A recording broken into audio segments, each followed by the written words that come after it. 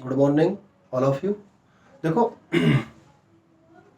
अपन ने जनसंख्या की वृद्धि पढ़ी, वितरण पढ़ा और घनत्व पढ़ा, है ना। कोई भी समस्या हो तो आप ऑनलाइन क्लास में उस पर डिस्कस करें, है ना। इसी चैप्टर में, चैप्टर 1 में ही जनसंख्या का क्या है, संगठन है। क्या है? जनसंख्या का संगठन। क्या दे रखा है? जनसंख्या संगठन। ठीक है। अब ओल्ड जो स्टूडेंट है, ये ध्यान रखे हैं, ओल्ड स्टूडेंट के 14 जो चैप्टर दे रखा है, 13 में वितरण, वृद्धि और घनत्व, 3 के बारे में चर्चा की है, और 14 में जनसंख्या संगठन। और एनसीईआरटी जो न्यू कोर्स की अपन बात करें, है ना, तो उसमें फर्स्ट चैप्टर में ही जनसंख्या का वितरण, वृद्धि एंड घनत्व एंड जनसंख्या का संगठन।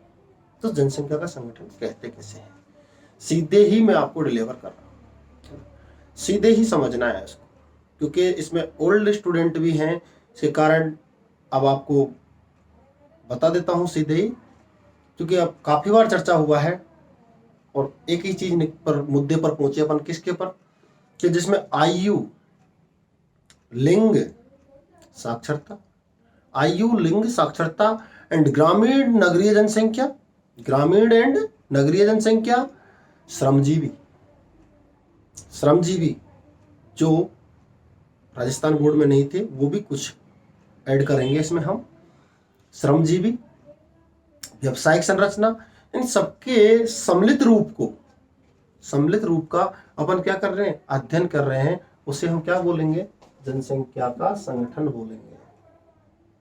रिपीट, दोनों ध्यान देंगे, न्यू एंड ओल्ड दोनों ध्यान देंगे कि जिसमें जनसंख्या में क्या है, उसकी क्या है, लिंगानुपात है, आयु वर्ग है, साक्षरता है, ग्रामीण एंड नगरीय जनसंख्या है, या फिर आपकी श्रमजीवी जनसंख्या है, व्यवसायिक संरचना है ना, धर्म है, जाति है।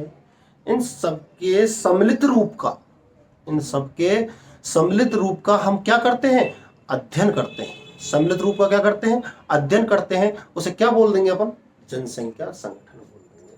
क्लियर हो गया होगा मेरे हिसाब से। तो जनसंख्या क्या बोल देते हैं, संगठन बोल देते हैं। क्या बोल देते हैं जी, जनसंख्या संगठन। ध्यान रहे, ठीक है।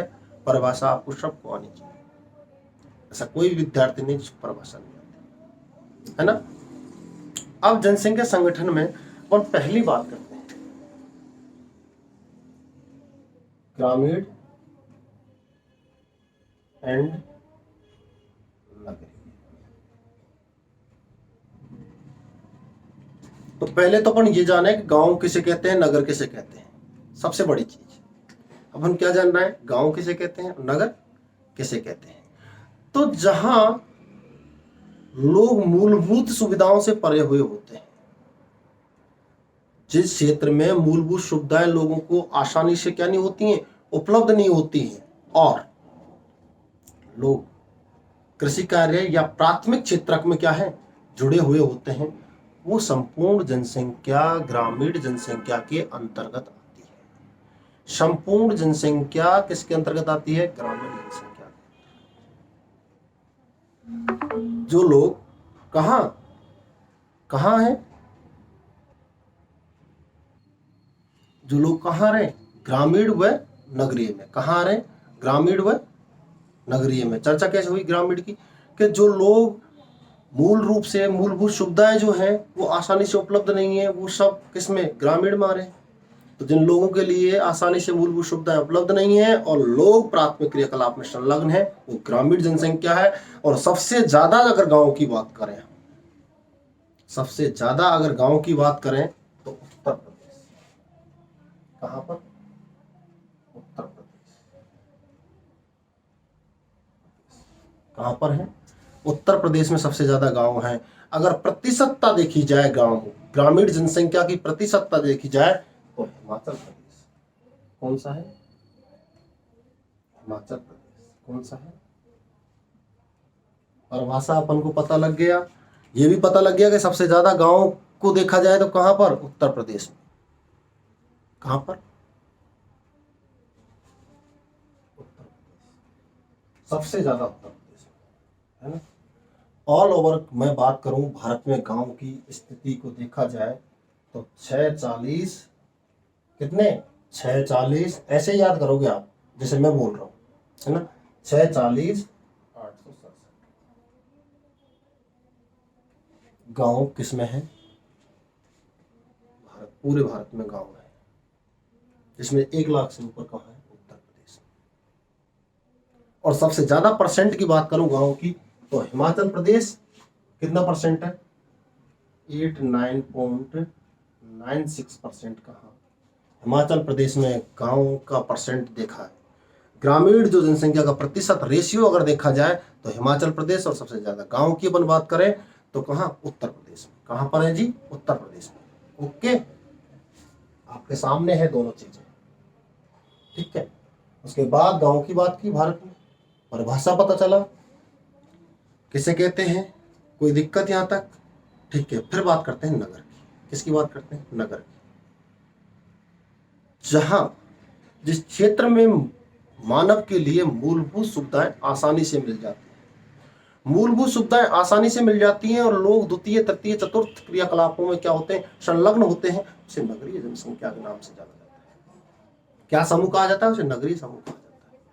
अब आपको ध्यान रखना है, मूलभूत सुविधाएं होती क्या है, सड़क है, परिवहन वगैरह है, चिकित्सा है, शिक्षा है, ये सारी चीजें क्या है, मूलभूत सुविधा है। क्या है सारी चीजें, मूलभूत सुविधा है। तो ये आपको क्या रखनी है, ध्यान रखना है ना, क्या रखनी है, ध्यान रखना।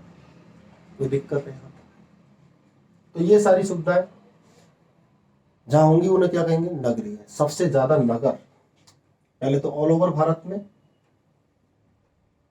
3245 नगरों की बात होती है, और उसके बाद सबसे ज्यादा जो नगर पाए जाते हैं वो पाए जाते हैं तमिलनाडु में 721।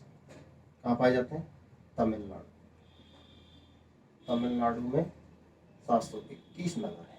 सबसे ज्यादा जो नगर पाए जाते हैं वो कहाँ पाए जाते हैं, तमिलनाडु में पाए जाते हैं। कितने, 721 नगर पाए जाते हैं, ठीक है। और परसेंट देखा जाए तो मिजोरम, क्या है, मिजोरम, सबसे ज्यादा नगरों का परसेंट 51.51% कहाँ पाई जाती है, मिजोरम में। अगर जनसंख्या देखी जाए नगरीय तो सबसे ज्यादा कहाँ पाई जाती है, मिजोरम में पाई जाती है जी। कहाँ पाई जाती है, मिजोरम। यहाँ कोई दिक्कत है किसी, देख लो आपके सामने है। जनसंख्या संगठन की बात की, ग्रामीण नगरीय की बात की अपन ने। जनसंख्या संगठन में अपन ने क्या पढ़ा था, ओल्ड न्यू, कोई कोई दिक्कत वाली बात नहीं, जो भी है वो सब देखिए। तो आयु वर्ग, लिंग अनुपात, ग्रामीण एंड नगरीय, साक्षरता, सब सम्मिलित रूप में अपन अध्ययन कर रहे हैं। वो क्या करा है, जनसंख्या, जिसमें अपन ने पहला टॉपिक क्या लिया था, ग्रामीण एंड नगरीय जनसंख्या। किसका लिया था, ग्रामीण एंड नगरीय जनसंख्या का। क्या लिया था, ग्रामीण एंड नगरीय जनसंख्या का। जहां मूलभूत सुविधाएं नहीं होती हैं, जहां मूलभूत सुविधाएं क्या है, नहीं होती हैं, उसे क्या कहते हैं, ग्रामीण जनसंख्या कहते हैं। मूलभूत सुविधाएं नहीं है, लोग प्राथमिक क्रियाकलाप कृषि वगैरह में, खनन वगैरह में, आर्केड वगैरह, संग्रहण, इनमें लगे हुए हैं, ग्रामीण जनसंख्या। सबसे ज्यादा गाँव उत्तर प्रदेश, परसेंट हिमाचल प्रदेश में गाँव, ग्रामीण जनसंख्या परसेंट कहाँ है, हिमाचल प्रदेश। ओके, उसके बाद नगरीय, जहां मूलभूत सुविधाएं क्या है, आसानी से उपलब्ध है, आसानी से उपलब्ध हो रही है नगरीय मूलभूत सुविधाएं, वो नगरीय क्षेत्र और द्वितीय तृतीय एंड चतुर्थ क्रियाकलाप में क्या होते हैं, संलग्न होते हैं। उसे क्या कहते हैं अपन, नगरीय जनसंख्या कहते हैं। क्या कहते हैं जी, नगरीय जनसंख्या कहते हैं। यहाँ कोई दिक्कत है, सबसे ज्यादा नगर तमिलनाडु 721, और सबसे ज्यादा परसेंट देखा जाए तो मिजोरम में 51.51%। कितना, 51.51% देखा जाता है, ठीक है, देखा जाता है, पता लग गया। अब सबसे जो कम नगरीय जनसंख्या है, जब ज्यादा ग्रामीण यहाँ पर है तो नगरीय भी यहाँ पर। हिमाचल प्रदेश में नगरीय जो जनसंख्या है, कौन सी जनसंख्या, नगरीय जनसंख्या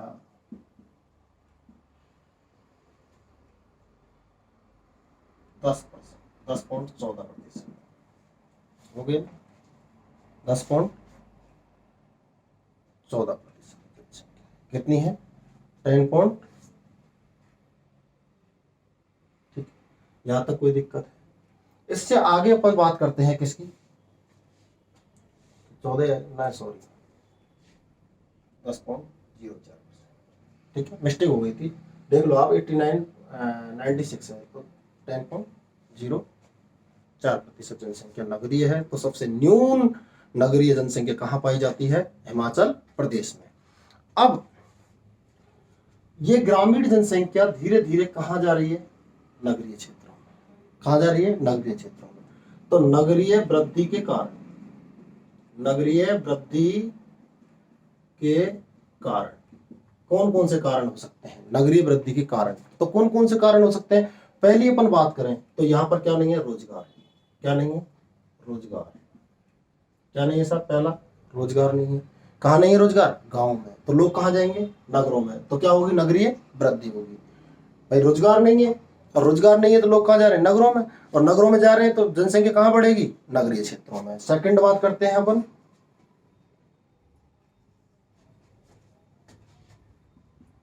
गांवों की अपेक्षा नगरों में सुविधा, मूलभूत सुविधा। देख लो और क्या रीजन हो सकता है?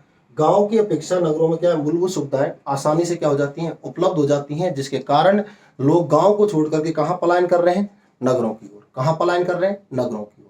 धीरे धीरे लोग कहां जा रहे हैं? नगरों की ओर बढ़ रहे हैं। गांव की अपेक्षा कहां? वहां। उसके बाद तीसरा पॉइंट है शिक्षा का प्रसार।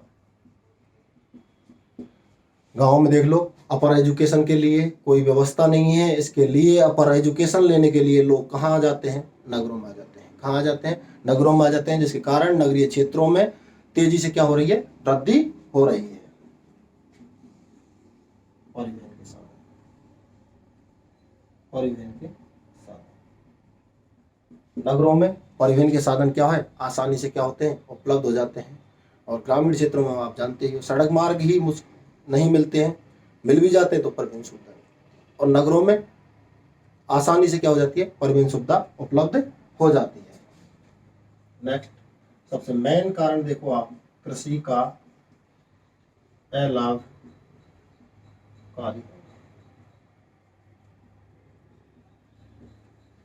कृषि धीरे धीरे क्या होती जा रही है? अलाभकारी होती जा रही है। आपको पता है, देख लो आप, किसान काफी टाइम से वहां बैठे हैं। काफी टाइम हो गया ना किसानों को बैठे बैठे, क्योंकि पहले ही पानी की किल्लत आई रही है। फसल चक्र में जो लागत लग रही है वो किसानों को क्या है? उपलब्ध नहीं हो रही है। जो मूल्य है, सरकारी जो मूल्य निर्धारित करती है उस पर समय पर तोल नहीं होती है, समय पर तोल नहीं होती है, पैसे समय पर नहीं आते हैं, जिसके कारण किसान क्या हो रहे हैं? कृषि को छोड़ने के लिए क्या हो रहे हैं? तैयार हो रहे हैं। तो कृषि कैसी हो गई? अलाभकारी। किसानों को कोई फायदा नहीं हो रहा उससे, कृषि करने से, के कारण छोड़ने पर क्या हो रहे हैं? उतारू हो रहे हैं। उसके बाद लघु व कुटीर उद्योग, लघु व कुटीर उद्योग की समाप्ति। धीरे धीरे क्या हो गए? बड़े पैमाने के उद्योग खुल गए, तो लघु और कुटीर उद्योग धीरे धीरे क्या होते जा रहे हैं? समाप्त होते जा रहे हैं। इसके कारण क्या हो रहा है? लोग कहाँ पलायन कर रहे हैं? नगरों की ओर। बड़े उद्योगों में रोजगार पाने के लिए या बड़े उद्योगों में काम करने के लिए क्या है? लोग आ रहे हैं। और ये क्या है? कुटीर एंड लघु उद्योग, है ना? ये इसकी क्या है? वृद्धि के कारण है। किसके? नगरीय जनसंख्या। मुख्य रूप से इनके कारण नगरीय जनसंख्या में क्या हो रहा है?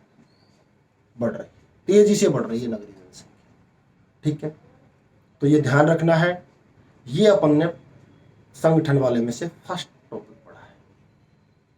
न्यू का तो पहला ही चैप्टर चल रहा है ना?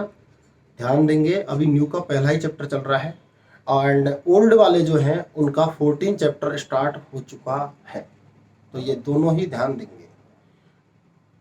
नए वाले विद्यार्थी हैं, उनका पहला चैप्टर चल रहा है, क्योंकि पहले में ही दोनों चीजें हैं, वृद्धि, वितरण, घनत्व और संगठन, और उनके अलग अलग हैं 2 चैप्टर, इसलिए दोनों ध्यान देंगे और अच्छे से। अगर कोई दिक्कत है तो आप इसके विषय में आप ऑनलाइन क्लास में ज़रूर चर्चा करें, है ना। जैसे मुझे पता लग जाएगा, आप चर्चा नहीं करोगे तो मुझे कैसे पता लगेगा, आप बताओ भाई। आप चर्चा करोगे तभी तो मुझे पता चलेगा, इसलिए आप अवश्य रूप से चर्चा करें ऑनलाइन क्लास में और ज़्यादा से ज़्यादा सबमिट हो ऑनलाइन क्लास में, है ना। आपको सबको क्लास ज्वाइन करनी ही है ऑनलाइन। इसमें ज़्यादा बेनिफिट्स रहेगा ओल्ड वाले स्टूडेंट का, क्योंकि उन्होंने पढ़ भी रखा है। ऐसे ऑफलाइन में भी हमने कोर्स 2 बार करवा दिया है, और कहीं और समस्या कोई बारीकी रह गई है तो उसको यहाँ से आप क्लियर करें, और एग्ज़ाम में जब बैठो आप, तो आप अच्छे ढंग से एग्ज़ाम में बैठे और अच्छे नंबर प्राप्त करें, है ना। तो आप सबको ध्यान रहे, ऑनलाइन जो क्लास होती है उस टाइम पर, आपको पता है ज्योग्राफी की क्लास 8 बजे होती है, ओल्ड न्यू, है ना। तो ध्यान रहे आपको सबको, और क्लास में अवश्य सबमिट होंगे, ठीक है। थैंक यू, मिलते हैं नेक्स्ट क्लास में।